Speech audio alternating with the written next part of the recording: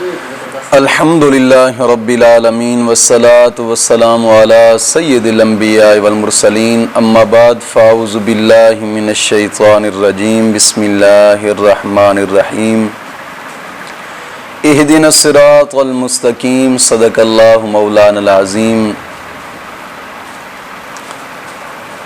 روحانی پاورفل وظائف میں آج ایک اہم سبق دوستوں کی نظر کرنا ہے جو کہ جلد شادی کا عمل ہے، اور یہ عمل وہ لوگ بھی کر سکتے ہیں کہ جو کہتے ہیں کہ ہمارے رشتے میں رکاوٹ ہے، یا کسی نے ہمارا رشتہ باندھا ہوا ہے، یا پھر کسی نے تویزوں کے ساتھ رکاوٹ ڈالی ہے، یا پھر جناب نحوست کی وجہ سے رکاوٹ ہے۔ تو یہ لاجواب عمل ان دوستوں کے لیے ہے کہ جو کہتے ہیں کہ رشتوں میں ہر قسم کی رکاوٹ ہے، تو ہر قسم کی رکاوٹ دور کرنے کے لیے ایک لاجواب عمل دوستوں کی نظر کرنا ہے۔ اور وظیفہ بتانے سے پہلے ایک بات کہوں کہ نماز کی پابندی لازمی ہے۔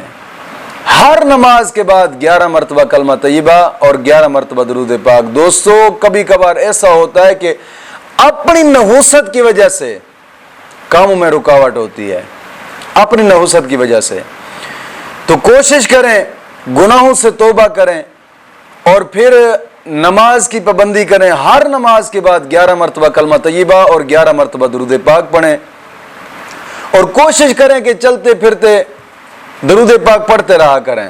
ہاں اگر یہ وظیفہ کرنا ہو تو پھر اس وظیفہ کو کثرت کے ساتھ چلتے پھرتے اٹھتے بیٹھتے اس وظیفے کو کرتے کرتے رہنا ہے، اور یہ بہت چھوٹا سا عمل ہے، صرف 2 ہی تو لفظ ہیں، صرف یہ 2 لفظ چلتے پھرتے پڑھیں، اور میں کہتا ہوں کہ ہر قسم رکاوٹ ختم ہو جائے گی انشاءاللہ العزیز، اور شادی بھی جلدی ہوگی۔